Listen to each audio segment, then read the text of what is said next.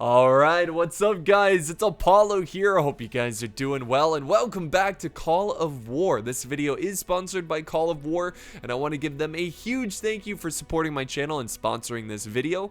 And it really is a win-win whenever you're playing a game that is just really addictive, really fun, and they're offering to sponsor the video.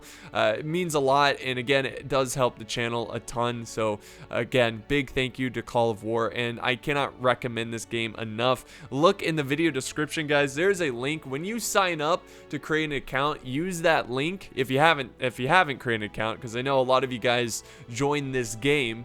By the way, thank you for that. But anyways, look at the video description. There's a link, and if you use that link, you'll get 20k gold in game, not in real life, unfortunately, and that would be nice, right? And 2 months premium. Okay, so the link is in the video description. Use that when you create your account. So yeah, big thank you to you guys for joining this. I had 2 games up, and you guys joined them both. They were full in a couple hours, which was crazy. And I've just been having a blast playing against you guys, playing with you guys. So what we're gonna do is kind of go over what has happened in this campaign the last 2 weeks, kind of give you a little update here, recap some of the major events that have been going on. So it's been a lot of fun. I have thankfully have been working with fantastic allies. So right away, the beginning of this, remember I'm playing as South USA. My goal here was to conquer the United States, and I noticed that Europe already had a strong coalition. I think it was called the European Dominion. So I was like, okay, that could be an issue later down the line. So the first thing I did was started reaching out to nearby governors or regions that could help me in conquering all of America and possibly Canada. So the first couple people I contacted were the people sharing a border with me. So the province right above me is known as Kentucky. It's a couple different states, not just Kentucky, but it's the Kentucky area. Also Texas, Illinois, and North USA, which is more of like Midwestern. It's like very north, shares a border with Canada. And actually North USA is led by Brunswick, which you guys know Brunswick is a good friend of mine. So it was good to have him with me fighting in this epic war. So we came together and we formed this massive coalition that took up most of the United States. So I felt pretty good going into this. And the first thing I wanted to do here is what you can see right now is take out South Carolina. Now, in the first video, I did mention that this game is all like human players. That is actually technically wrong. There are AI players, but all 100 of the human players, what I'm saying is it's up to 100 human players, but there's also the smaller provinces are led by AI. So the first thing I'm doing here is I am building well, first I'm researching and building up good infrastructure and construction and whatnot to really improve my resources here. I'm focusing on Miami and Jacksonville to be more of my ports. To basically, they will build my ships, and it's a very important region because I do have a lot of coastline which I need to protect. So yeah, Jacksonville and Miami are going to be more naval focused cities, and then New Orleans is going to be more of air focus, and then Atlanta is going to be focused on armor and infantry.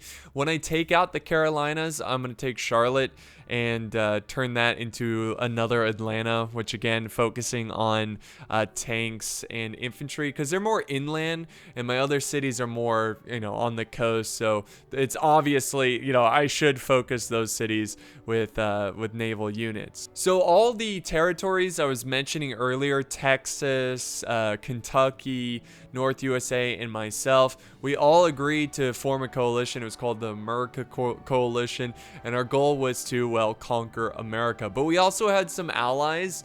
Mexico, North Mexico, really wanted to be the part of the coalition, but you can only have 5 people. But we told them, hey, just you'll be a good ally. Same for New England. They also also wanted to be a part of the coalition, but we just said, hey, just, keep things peaceful, and we'll work together. And that was kind of the mindset, because honestly what we wanted to do was to make as many allies as possible and focus on few enemies at a time and slowly chip away at people without having to fight multiple battles in multiple fronts. Now, that was the strategy going into this. Now, did that really happen?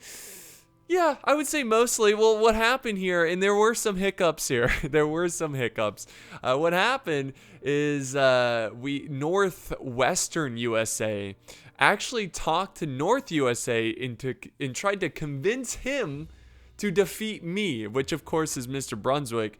And he was like, oh, hell no. So what happened is the western side of the U.S. formed a coalition. So it was like California, northwestern U.S., and also British Columbia. They all formed together, and there was a big war of middle USA versus west USA. And then East USA was a little bit at war, not really, because the Carolinas and Virginia were AI controlled. So we took them out pretty quickly.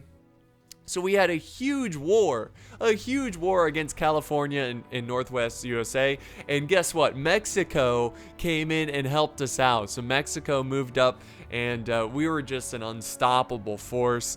We even waged war on, I think Illinois. What happened is that they attacked Canada, because we didn't want Canada just sitting around doing nothing, growing stronger. So Illinois went ahead and attacked Canada, and eventually New England joins the war against us. And so we have to go to war with New England. But the good thing is that they never go to war against us at the right time.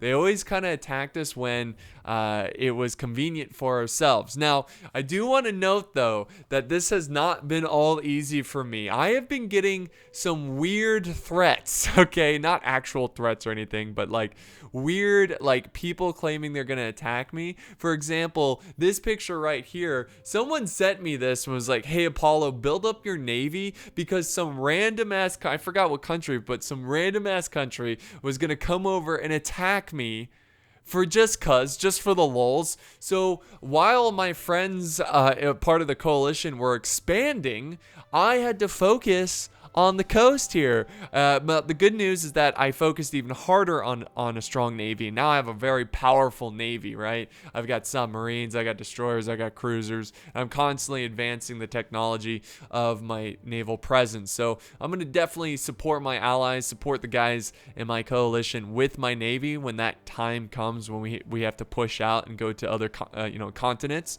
But guess what happens? So the South American country comes up. He's got a fleet coming to attack me. They were going to attack me in like 3 days. It was going to take them 3 days to get to me. So I had plenty of time to get ready.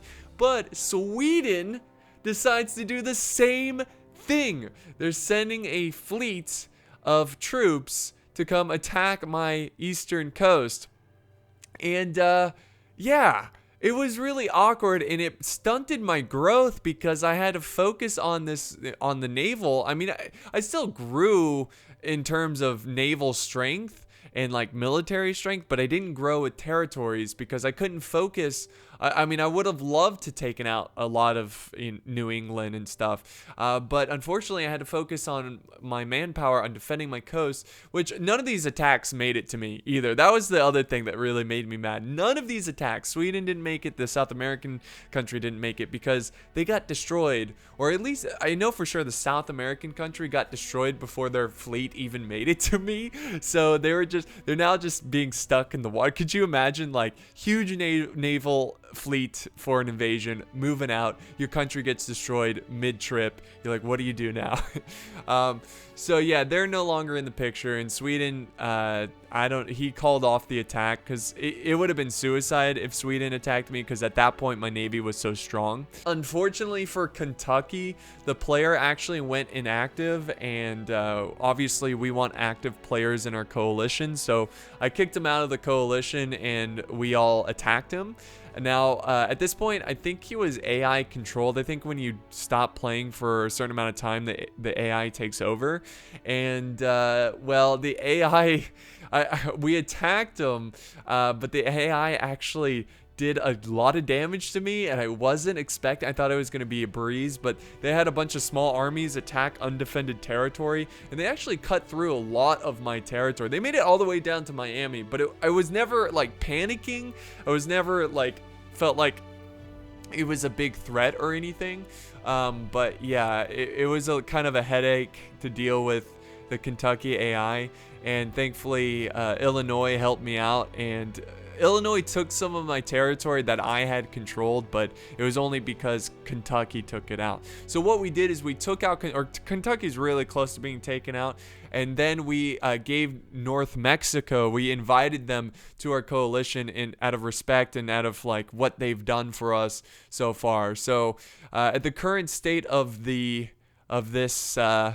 war so far, we're pretty much control all of North America, and if I'm not mistaken, the European Dominion is controlling most of Europe, and even in South America there's some strong coalitions. I gotta be honest, guys, like coalitions is the way to go. You've got to be part of a coalition and work together. If not, you're just gonna be picked off by other coalitions, like if you're alone. So that's one thing you gotta look out for, is just try to join a coalition, try to build up build up a strong army together to try to take on multiple enemies, because you will at times be attacked at multiple flanks. So it's one thing you have to look out for. Now, in terms of resources, I improved the resources, especially rare material that I have in my my country. But yeah, at this point, I mean, I don't want to give away too much of our future plans, but at this point, we're just kind of cleaning up what's left in terms of territory on the U.S. map here, and we'll see where we go next. Now, we control a lot of Canada. We pretty much control all of Canada and all of the United States. We'll see what happens next. I don't want to say, because I don't want any of the players to watch this and get any ideas, but yeah, that's kind of what has happened so far in this playthrough. I'm really excited to just keep expanding my navy and seeing what I can do with that. It's gonna be pretty awesome because I have spent so many resources on it.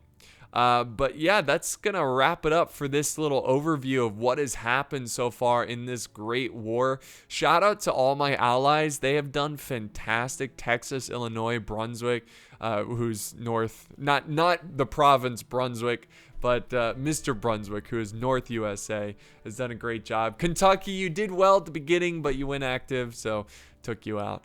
But yeah, that's gonna wrap it up here, guys. Remember, in the description down below, there is a link to get 20k gold and 2 months premium. I really cannot promote this game enough. Like, I know like they're sponsoring this video, but genuinely I am having a blast with this game. It is a lot of fun, and I'm excited to see how this war turns out, which we're starting to see a lot of superpowers form here, and it's going to create some pretty deadly wars. But what I'm going to do is play for another 2 weeks and give you guys another update on what happened with this war, and you'll see how it goes. So thank you guys so much for watching. Hope you guys enjoyed, and I will see you guys next time on the battlefield.